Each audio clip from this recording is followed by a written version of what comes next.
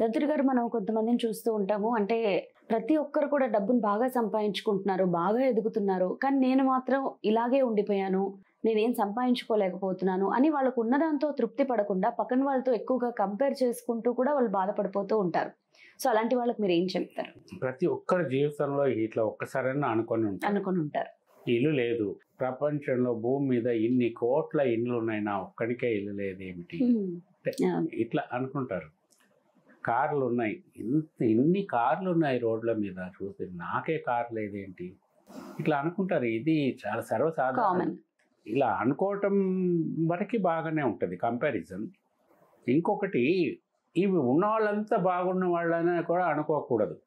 వాళ్ళ ప్రాబ్లమ్స్ వాళ్ళకు ఉంటాయి. ఇంతమంది ధనవంతులు ఉన్నారంటే వాళ్ళ ప్రాబ్లమ్స్ వాళ్ళకు ఉంటాయి. మనకు లేదు కాబట్టి వాళ్ళు బాగున్నారు అనుకుంటాం, కానీ అది కరెక్ట్ కాదు. మనం ఎంతవరకు మన వంతు కృషి చేస్తున్నాం అన్నది కూడా ఆలోచించుకోవాలి. అంటే వీళ్ళకి అనుకుంటారు చాలా కష్టపడుతున్నాను నేను అని, ఫలితం ఉండేటట్లేదు అని. ఇప్పుడు ఎదుటి వాళ్ళతో కంపేర్ చేసుకున్నప్పుడు మరి వాళ్ళు ఎట్లా కష్టపడుతున్నారు, మనం ఎట్లా కష్టపడుతున్నాం, ఇవన్నీ చూసుకోవాలి. ఎంతో కష్టపడితే కానీ వాళ్ళు ఆ స్టేజ్కి రారు కదా ఎదుటి వాళ్ళు. కేవలం కష్టపడ్డంత మాత్రం ఎవరు ధనవంతులు కారమ్మా. సెకండ్ థింగ్, కష్టపడ్డవాడు ఎవడు ధనవంతుడు కాలేదు ఇప్పటి వరకు. ఇంకొకరి చేత పని చేపించి ధనవంతులు అయ్యారు. వీడు పని చేస్తే వీడు ఒకడే చేయాలి. అవును, వీడు పని చేపిస్తే 10 మంది చేస్తారు వీడి కోసం. అట్లా ధనవంతులు అయిన వాళ్ళే అందరూ. ఈ పూటకి ఏడిస్తే చాలు అనుకొని కష్టపడి పని చేసే వాళ్ళు బోల్డ్ ఎంతమంది దొరుకుతారు. వాళ్ళందరినీ తెచ్చుకొని తన కోసం కష్టపడి పని చేపిస్తాడు.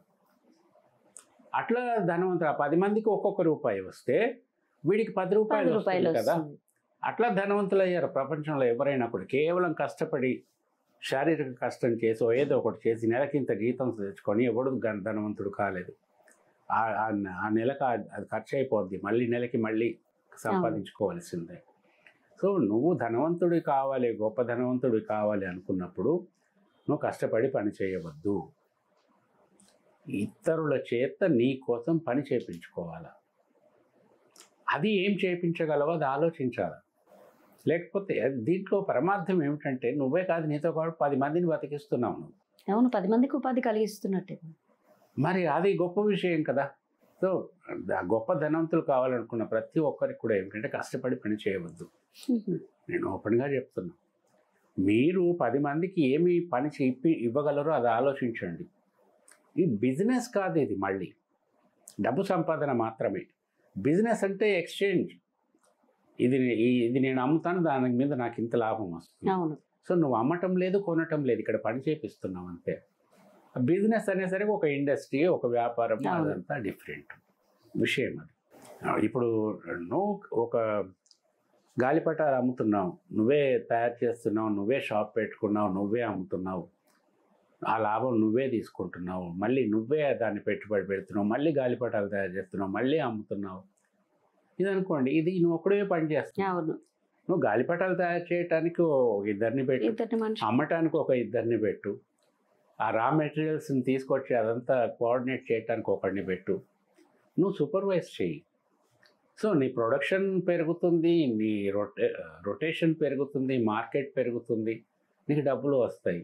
సో సింపుల్గా నేను చెప్తున్నా. ఇప్పుడు పాలు అమ్మే వాళ్ళు ఉన్నారు, ఎంతమందిని చూసాం మనం. రోజు పొద్దున్నే లేచి పాలు పితికేసి క్యాన్స్లో తీసుకొచ్చేసి ఇంటింటికి అమ్మేవాళ్ళు. వాడికి ఎంత వస్తుందమ్మా నెల తిరిగేసరికి, దాని గ్రాసము అదంతా పోయేసరికి ఒక 4-5 బర్రెలు ఉంటాయి. వాటి మేతకి, వాటి మెయింటెనెన్స్కి వాటి తల తిరిగిపోద్ది, మనం చేయలేము ఆ పని. ఇప్పుడు ఏమైపోయింది, పాల ప్యాకెట్స్ ఇంటికి వస్తున్నాయి. ఆ పాలన్నీ కూడా ఒకటి తీసుకుంటున్నాడు అందరి దగ్గర. తీసుకొని పాల ప్యాకెట్స్ అమ్మేసి అమ్మటానికి వ్యాన్లు పెట్టి కొన్ని స్పాట్స్లో అందరికి అమ్మేస్తున్నాడు. వాళ్ళు ఇళ్ళకి తీసుకొచ్చేస్తున్నారు. సో ఈ పెద్ద వ్యాపారం అయిపోయింది కదా. పొద్దున్న లేవంగానే పాలు లేనిది అసలు డే స్టార్ట్ అవ్వదు. సో ఇప్పుడు చూడండి, ఇది వాడు ఆ పాలు తయారు చేసి ఇచ్చేవాడు, పాలు పితికి ఇచ్చేవాడు అక్కడే ఉన్నాడు. కానీ అట్లాంటి 100 మందిని పెట్టుకొని వీడు గొప్ప ధనవంతుడు అయిపోయాడు. సో ధనవంతుడు కావాలంటే ఇట్లా చేయాలి. ఆలోచిస్తే మార్గం దొరుకుతుంది. మనం ఉన్న పరిస్థితిలోనే ఏం చేయగలమో అది ఆలోచించుకోవాలి. ఫట్ అనగానే డబ్బులు వచ్చి పడతాయి అనుకోవద్దు. ఆ రోజులు వస్తాయి, నువ్వు డెవలప్ అవుతా ఉంటే ఆ రోజులు కూడా వస్తాయి నీకు. కానీ ఉన్నది నువ్వు ఇప్పటికిప్పుడు రావు. సో లాంగ్ టర్మ్ ప్లానింగ్ ఉన్నప్పుడు ధనం సంపాదించడం పెద్ద కష్టమేమి కాదు. అలాగే గురుగారు, ధన్యవాదాలు.